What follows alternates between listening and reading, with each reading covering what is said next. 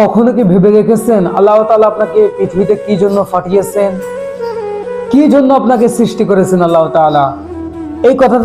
এই কথাটা কি আপনি চিন্তা করে দেখেছেন? নিশ্চয়ই আল্লাহর কোনো না কোনো উদ্দেশ্য হবে। সূরা বাকারার ভিতরে আল্লাহ তাআলা তো এই কথাই বলেন, আমি পৃথিবীতে মানুষ সৃষ্টি করব, আমার বান্দাগি করবে, আমার গোলামি করবে, আমার দাসত্ব করবে।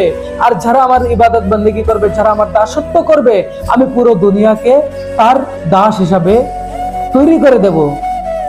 এই মানুষ, এই বান্দা আমার যদি ইবাদত বন্দেগী করে, আমার যদি গোলামি করে, আমি আল্লাহ তাআলার একমাত্র আল্লাহ তাআলার গোলামি যদি করে, তাহলে আমি পুরো পৃথিবীকে এই বান্দার গোলাম করে দেব।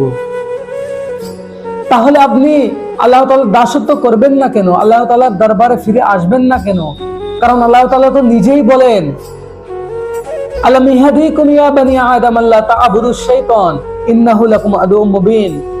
হে বনি আদম, হে মানুষ সকল,